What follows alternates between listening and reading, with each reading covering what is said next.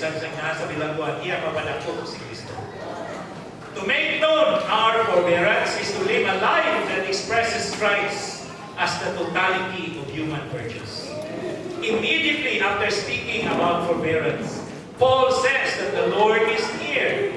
With respect to space, the Lord is near us. Ready to help, praise the Lord! So we can live forbearance while the Lord is near. Doon na siya, ato masakit, ato matawag, makatabang tayo nato mga iso. And with regard to time, the Lord is at hand. He is coming soon. So the Lord staying here primarily refers to His presence with us. Narin ang presensya. Okay, let us see, we need to learn Christ as the secret. So, secret na po, nagkisgutan. Being transformed, that is, being metabolically changed in our natural life, in any kind of environment, situation, or circumstances. This is practical and simple secret. This practical and simple secret is in verse 6 and 7. Sa may gayon, in nothing be anxious, but in everything, by prayer and petition, with thanksgiving, let your requests be made known to God. Hallelujah! And the peace of God, which surpasses every man's understanding, will guard your hearts and your thoughts in Christ Jesus. Now, in nothing be anxious, no? So this is a speaker. Sa Wish translation na sa Bible,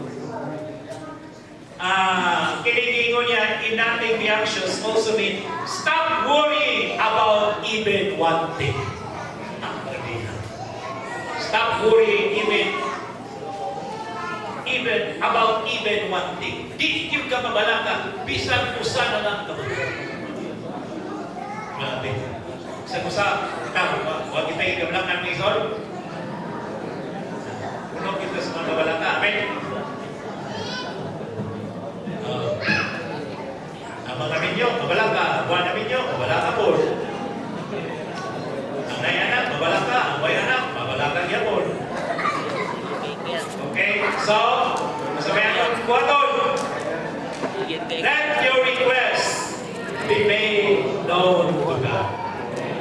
Okay, so kani, ang pinaka-center ko na ni, si Brother Edmarks pa na niyo. Kani Roman numeral 3, grabe o, taas kayo.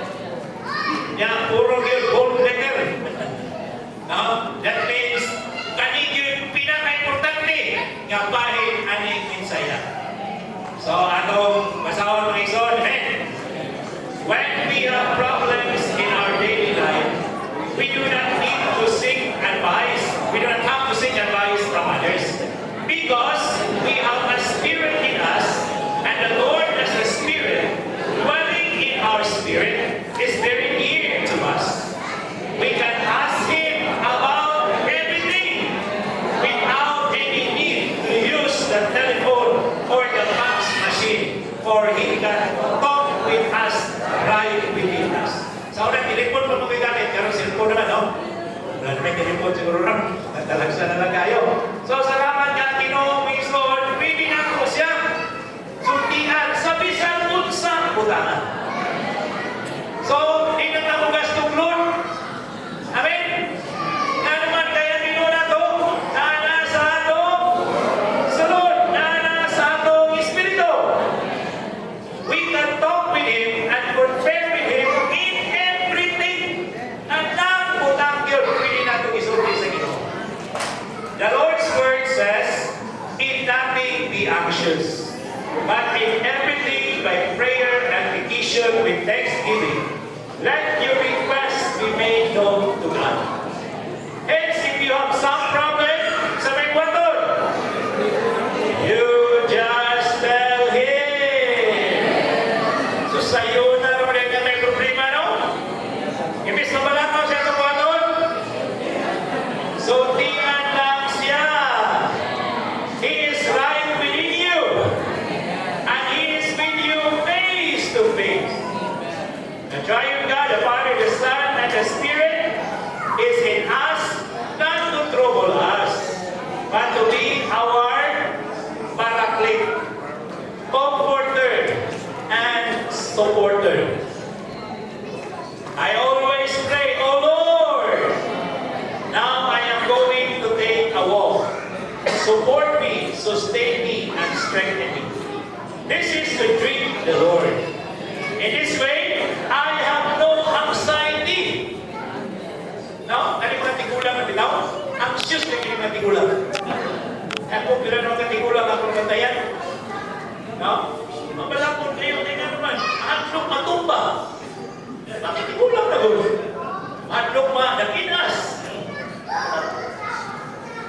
Hindi na wala pitay kusog. Di ba? So, isay mabalaka, isay buhaton. Oy. Oh Lord. Musulti na giligtas sa Ginoo. When anxiety comes, you should say, "Oh Lord, this anxiety is yours, not mine." Ay, basta din.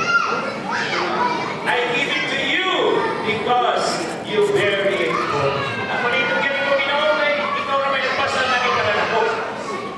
Thus you receive the Lord's element into you, and metabolism will work constantly in you. So karaniyan, tumisip ko na let your request be made unto God. Ano din na musulti kita sa Ginoo? Kaya kung musulti kita sa puno sa Ginoo, kung saan may tabo, no? Makabaton din ita sa iyang elemento nga ginato. So kanang may sulti-sulti, parang ito malugangan yung elemento. Manay sa speaker nga ni na siya yung mga ipag-sulti, kaya bitaw, pwede na to siya isultian sa tanang butang. Bisan ko nung kanang imong bagugbog, imong ireklamo, pwede di mo isulti sa Ginoo. Instead ka magreklamo ro bitaw ka, magbagugbog ra ka gimuha, o magbagugbog ka sa tao, ibagugbog na sa Ginoo. At kung magreklamo, i-complain sa Ginoo. Okay dito na ginawa na. Ha? Okay dito na ginawa na, oy. Oh? We may complain to God, but our complaining will be the best prayer to God. Ikaw reklamo na naman ang Ginoo, yes ka na! Ganahan mo na reklamo ka! No? Kaya naman, aron na ang Ginoo, makabuhan niya siya sa imong sulat. So, while we are complaining, the Lord is rejoicing. Because finally, His way, He has His way in us. Naan na siya bahagi, kiniduol naman kanya. Kung sige na kang magugbog sa mga kalingon, dilit ka lihok, dilit ka dispense ang Ginoo na lihok. Pero kung reklamo mo sa Ginoo, no? Lord, kaya mo nga natin, mo mag-Diyos, magpagpapon ko natin Ginoo. Hallelujah! Ang Ginoo niya ay malipayan na. No? Sabi mo bataan eh. No? Lord, hindi na ko kabantaan mo bataan. Now, hindi kayo masiguro ang mga bata may yaw-yawan na yaw. At tuloy ka mo yaw-yaw sa Ginoo. Ay, let your request be made known to God. Reklamo ka dito. Amen, mga Lord? Hallelujah! Ikaw, wala, nagpaputput ng mayo, dito sa Ginoo, pero ang Ginoo niya ay nalibay. Ay, salamat. Amen, idol na yun.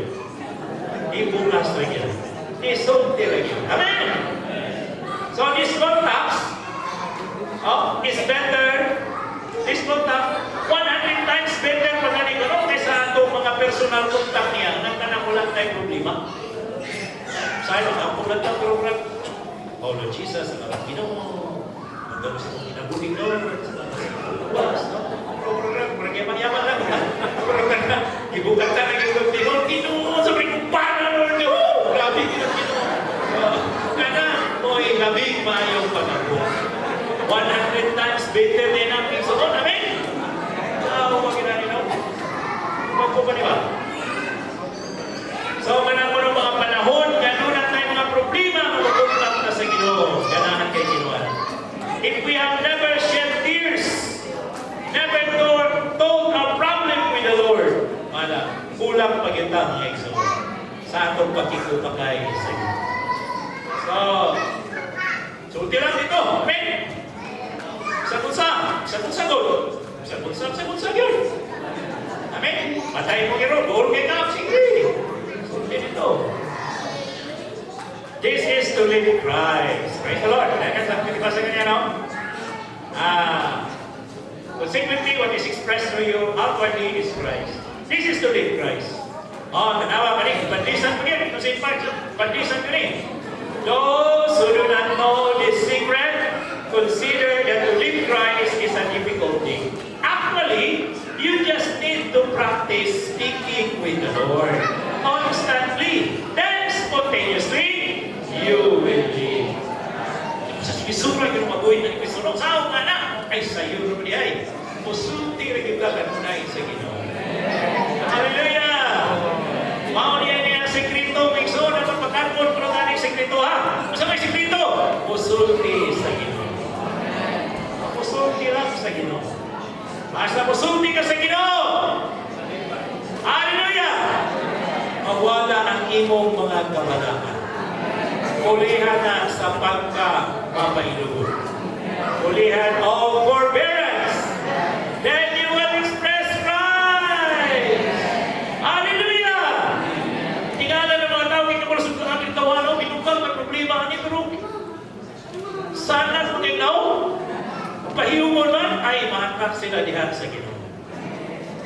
Okay? So, simple na. Sa ito sekreto?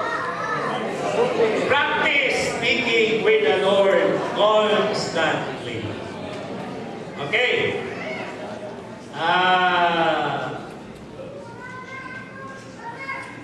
Letter A, Christ Himself is the peace of God, which surpasses every man's understanding. So, the peace of God, He is the King of peace. Siya ang hari sa kalinaw. Now, Marisimen Kisinikwa, the King of Salem, which means King of Peace. Okay? Then, sa Buwan City, yung i-site, ito bitaw, your faith has saved you, go in peace. Okay, gato, babae dito sa kanan. Okay, letter B. The words in everything refer to the many different things that happen to us day by day. Okay, in everything.